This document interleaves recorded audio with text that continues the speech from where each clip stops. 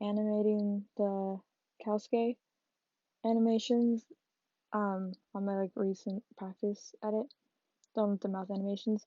Okay, so right here I am masking the layers, and one thing I recommend is using an actual mouse, because if you don't use a mouse and you just want to use your like mouse pad that's built into your computer, it kind of makes the process more slow, because um you have to use this toolbar right here, and you have to keep going to the hand, switching from, you have to keep switching from the masking tool right here to the hand so you can move around, so you can mask around, because you have to be zoomed in to get like the edges and stuff when you mask. Another thing to do when you're masking is, let me see, sorry. When you have the masking tool selected, make sure that right here roto is checked off. You don't have to have that, but it makes like the edges of the mask curved. It curves it for you automatically, because if you don't have it checked off, it'll make the edges sharp and not curved. Oh yeah, this part. A lot of people were kind of confused. I remember one of my friends told me they're confused with this part when I started masking like the body and like the neck, and how I was like going through the head and kind of like splitting it off, which is weird. But the thing is, I'm trying to mask the neck, so pretending that the head isn't on top or like in front of the neck, I'm just masking the neck portion. So I'm gonna be coloring all of the stuff right here away, so it's not there, and it's all gonna be this color right here, so that it's just like the neck.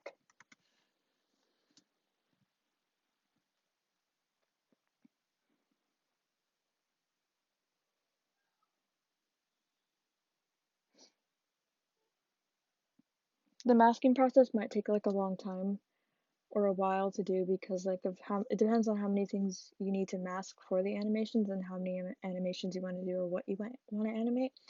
Because for mouth animations, it takes like a few more masks and stuff like that.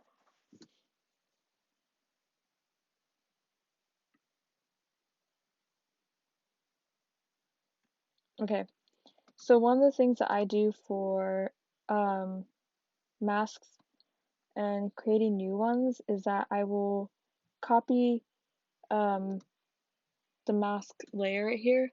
I'll press not Control, well, yeah, Control C if you have a Windows, or Command C.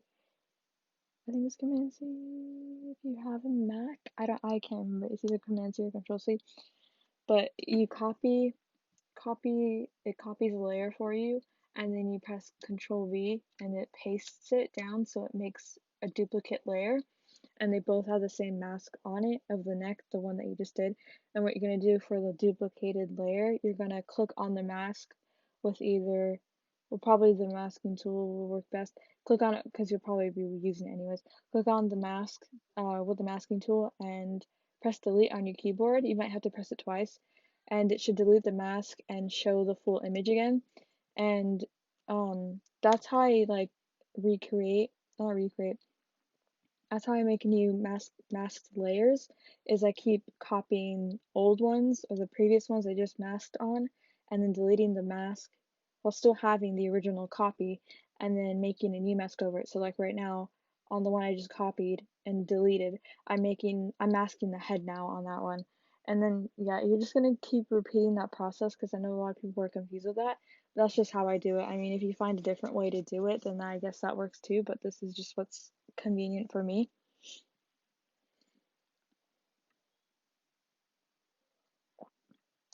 Okay, and when you mask the head, I don't mask the whole entire like hair around it, because unless you're not going to animate the hair, then go ahead and mask all of the hair around it.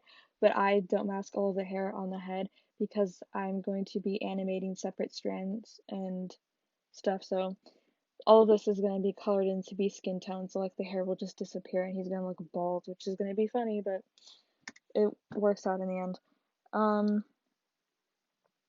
Again, I'm copying and pasting the layer and deleting the mask on the duplicate.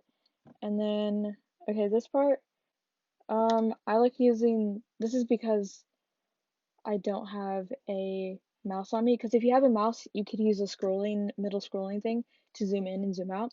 But if you don't have a mask, you're gonna have to go to this toolbar and click on the magnifying glass and press wherever you want it to zoom in on your image, and it'll zoom in.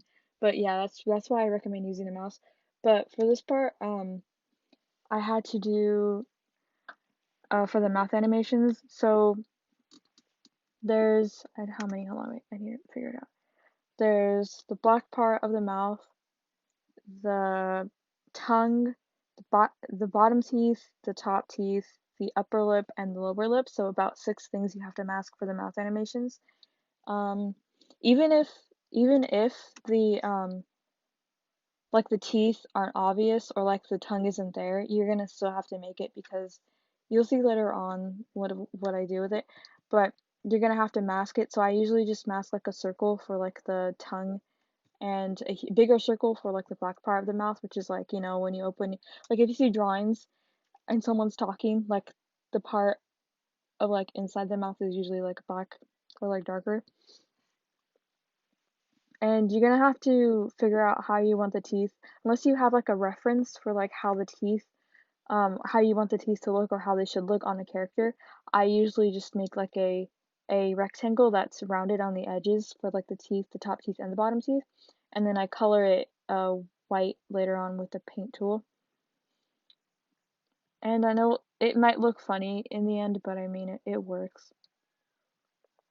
So right here I masked the bottom lip, and then I'm masking the upper lip as well. And you want to make sure they're pretty big. The mask is pretty big because it'll help cover the stuff for when it's moving, like the teeth and the tongue. And then I begin to mask the other stuff that's on the face. I think some people in the comments of like my other video asked me about like how do you know exactly what layer goes on top of which layer or whatever. It all depends on I don't know how to put this, but like right here I'm masking the pupils first because they're underneath the eyelids. So I mask the pupils first, and then after that I mask bottom eyelids and then the top eyelids because you really see more of the top eyelids over the bottom eyelids rather than the bottom eyelids over the top eyelids, which is why I like mask things in a certain order. That's why you mask the neck first and then after that the head, because the head goes or is shown on top of the neck, which is why you can't see the full portion of the neck and you have to color it in and stuff. If that makes sense, I hope it does. So yeah, I usually mask in this order, so I go mouth, pupil, bottom eyelids, top eyelids, nose, and then eyebrows. I should say eyebrows. Well, the thing is, I only mask the nose if I'm gonna make it like semi 3D, which is what it was in the last video. But so you don't have to mask the nose if you don't want to. And then right here, I'm masking the hair. The way that I mask the hair is that like if there's big portions that I'm not really going to animate exactly, I will cut that out. I will mask it.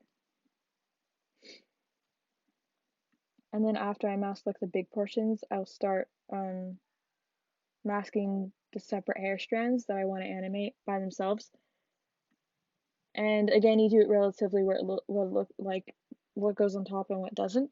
Like right here, this strand right here is obviously below this strand because of like the shadowing and stuff. And this one is obviously on top of this strand. So you're probably going to want to mask this one first, and then either this one after or this one after, it doesn't really matter. And then this one after you mask this one, because this one is also below this one because of the shadowing on the join.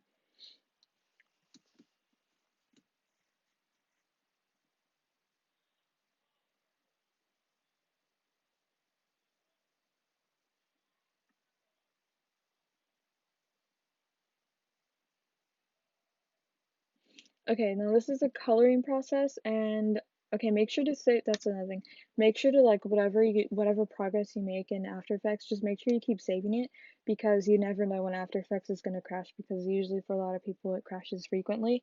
And if you have a slow computer and you're going to be animating, it might run very much more slow than it usually does if you're like editing something else. So I recommend just like saving it because it even if you only save it once, it helps because then there's auto saves because if you don't save it at all and it crashes and you don't have like any like file of it, um, you don't have like one save of it, it won't make any auto saves for you at all. So that's why it's good to at least have like one save of it and then it'll make auto saves unless you don't have room.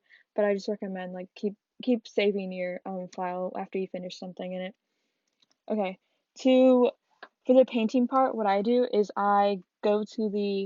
um I go click on the layer, whatever layer you want to recolor. So right now I'm going to recolor the neck.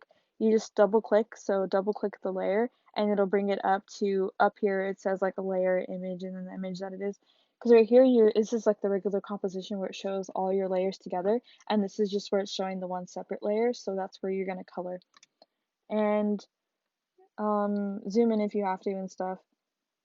And then you choose the paint tool right here and you go to paint, you select the eyedropper that I just clicked in the video, and then you click the area you want to copy the color of, and then you could go to brushes, choose your size, and then begin to color it. One thing is, I explained this in my pumpkin night edit video, like the tutorial animation tutorial. One thing that you want to do is that you need to make sure that your marker right here is in the beginning of the clip because if it's in the middle, if it's in the middle or anywhere that's not the beginning, it's going to start your drawing there and beforehand over here, it's not going to show any of the drawing that you did. So make sure you have it right here. Another thing is when you go to paint, make sure that the frame rate, like because it'll ask you like how many frames do you want to draw on, make sure the frame rate is set to constant because if you don't set it to constant it'll only like color like 2 or 3 frames and then you're gonna have to like continue coloring again on the next one because if you set it to constant it'll do like a constant just one drawing over all of it. And coloring might be like a little bit hard to do because you're using a mouse. I've tried to use like a drawing tablet, but it doesn't work in After Effects. At least for me, it didn't work. But that's another reason why a mouse helps as well because it's easier to draw with than using your mouse pad that's built into your laptop. And yeah, this is gonna for almost like every layer, you're gonna have to recolor something. Like right here. So okay, so people also ask me, how do you know what to recolor or what you have to color over? So basically, this part with the head. So before this, we masked the mouth, the different portions of the mouth, the nose, I think we masked something. We had the nose, the eyes, the pupils, the eyelids, and eyebrows as well as the hair strands. So all the stuff that you're gonna make skin tone, you're just gonna basically the whole entire head, like cover everything that you masked. So I masked the nose, I masked the mouth, you could just color right over it. I masked the eyebrows, color right over it. I masked all the hair strands, color right over it because you're not gonna need it because you already have that stuff on separate layers. Um, I don't know if I did it in this one. I'm pretty sure I did. One thing I do with the pupils when I um color stuff is with the pupils, I will go in with white and like a smaller brush and I'll color the whole pupil white and get rid of like any of the outline of the eyelids. And then I'll go outside of the eyelids because if you're making it 3D, it'll help a lot when you move the eyes. And it looks kind of weird, but when you exit out, it looks fine as you can see. Okay, so this part. Um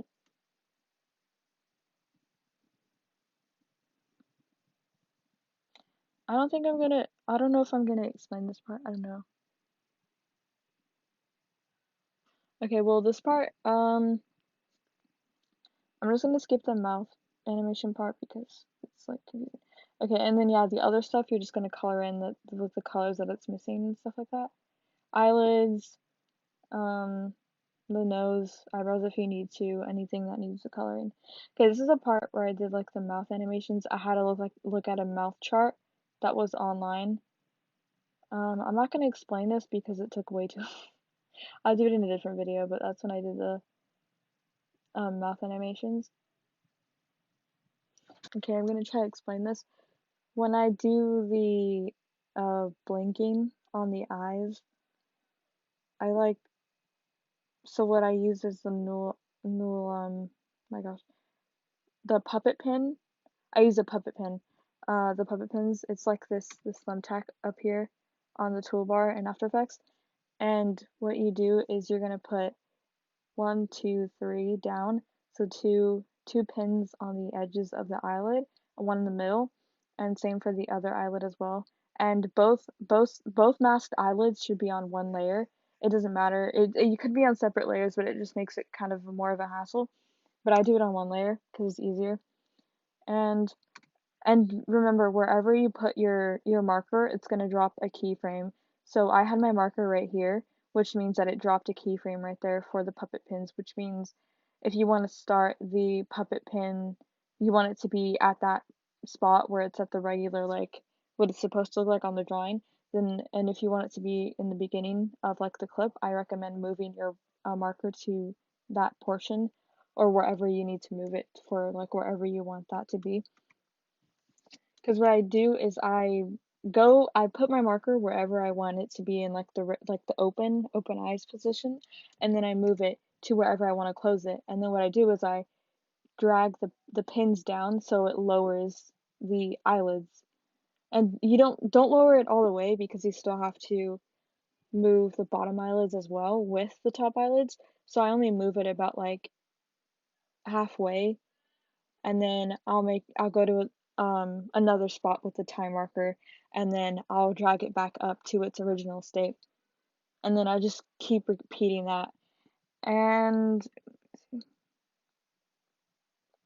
okay, this part's very important. A lot of people, I've seen some people who when they animate they don't do this, so their animations look kind of choppy, but this really helps your animations look way smoother, and it's really easy to do. What I do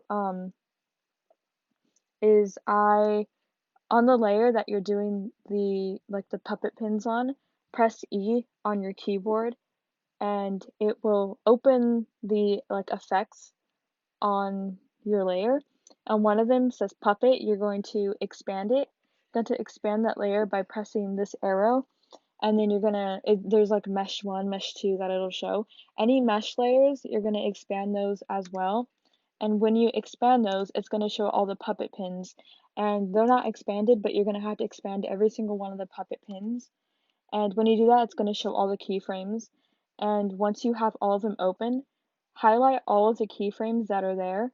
And you're going to right click and go to keyframe assistant, and click easy ease or press F9 on your keyboard and it'll make them easy ease, and that just instantly makes it so much smoother. But just make sure that you do this anytime you use the puppet pins because it makes it so much smoother. Same with like any like scale or position type things that you want to do with animations, just by making the keyframes easy ease, it makes it so much more smoother.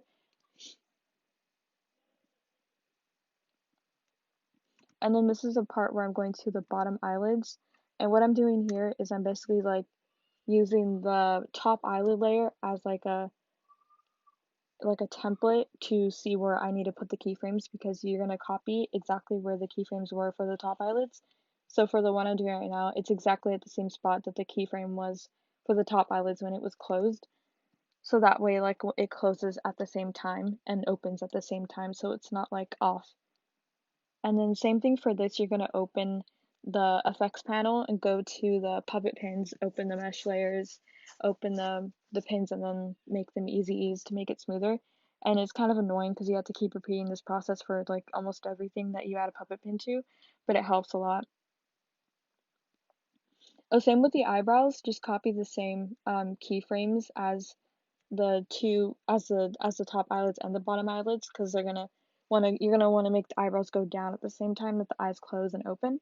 You don't have to do it exactly like that. Like some people just make them move separately from how the eyes are moving or how they're closing, which also works if you want to do that. I only put like I only use 2 pins on that one layer because both eyebrows are there, but 1 pin on each eyebrow.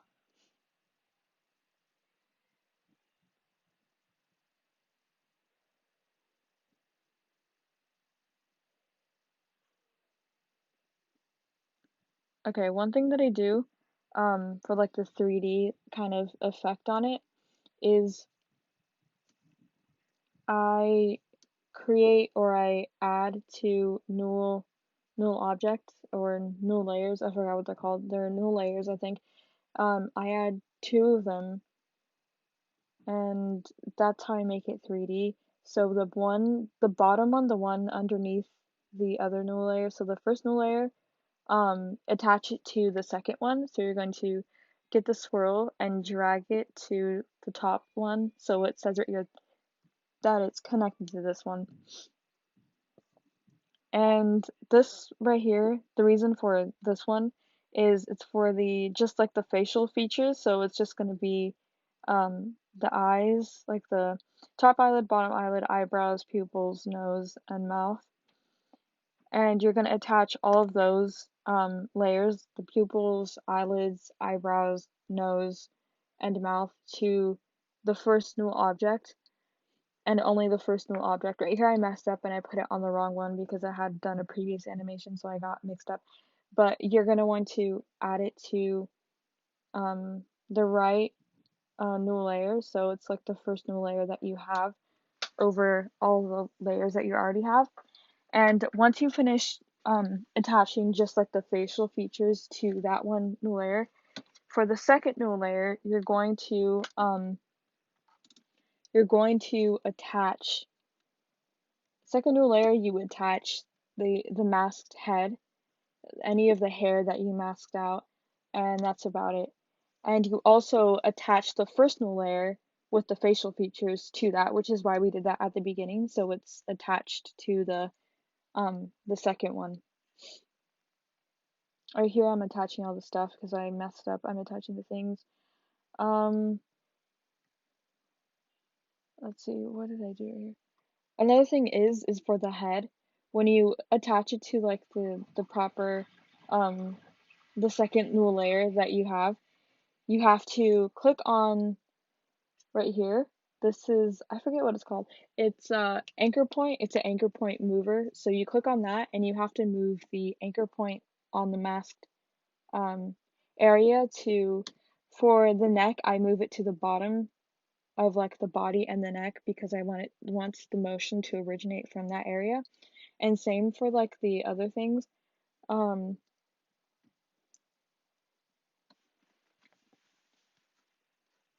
I always do like my stuff in a certain order. So like for the first new layer that you have that has all the facial features, I open the position by pressing P on my keyboard, and I create 3 keyframes. The first 2 are closer together than the third one, which is more far apart than the other ones. Um, and for the first one, I usually move the facial features down, and then the second keyframe, I move the facial features up, and then the last keyframe I leave the same as it was in the beginning, so that it moves like back down to its original place, and it adds movement to it. You can do this however you want. You don't have to copy it the exact way that I'm doing it, but like this is just how I do it every time I do it. Okay, for the second new layer right here. So this is the one that has like the masked head and everything else on the head attached to it.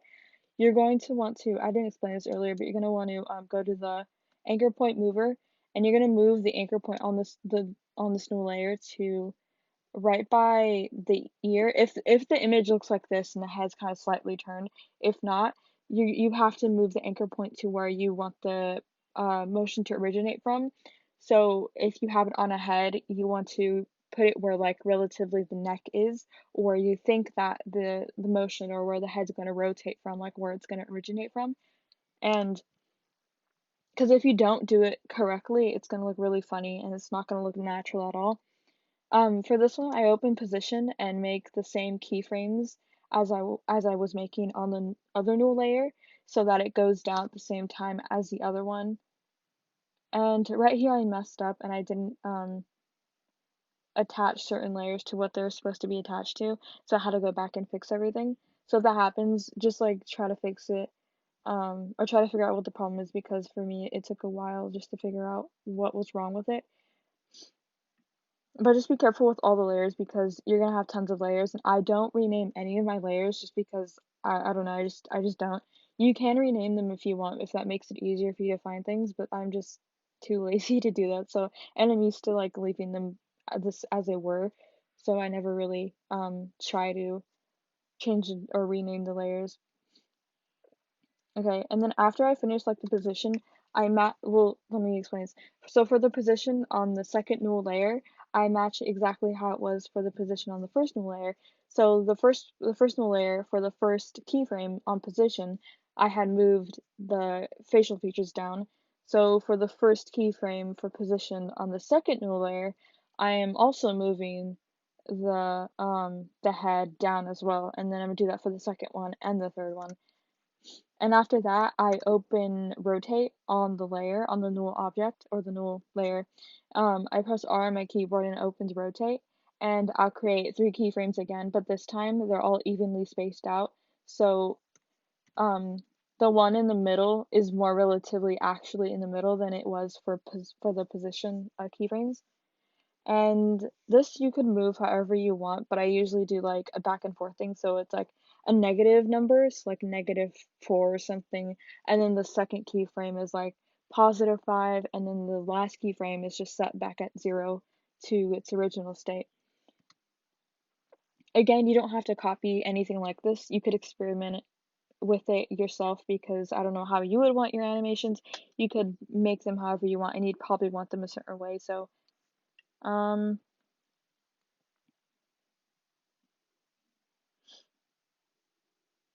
So for this part, I was opening position on just the layer that has the neck and the body. And what I'm doing is I'm contrasting the head movement. So I'm making the same like spaced out keyframes as I do for position on the head movement. Um, but I'm actually contrasting to the way the head was moving. So the way the head was moving, that it was going down, the head was moving down and then up and then back to its original, so back down. But for the keyframes for position on the body and the neck, I am moving it in the opposite direction. So the head's going down, so I'm putting the body going up for the first keyframe, and then the second keyframe, the body is going down instead of going up with the head. So it's just kind of contrasting it. I think right here I'm fixing it and I'm doing it so it's the exact same. Either way it works, but like sometimes I just like to do it one way than the other. But whatever like you want to do, it also depends on what you want to do. So again, you might have to go back to different like keyframes and stuff. If like you preview it and it doesn't look the way you want, you can always go back and fix it. Okay, so for the hair, I used someone's tutorial, one of my friend's tutorials, and I'll link it down below because they do a way better and easier job explaining it than I do. But yeah, that's it for this video. I might make more videos. I don't know exactly what I'll make it of.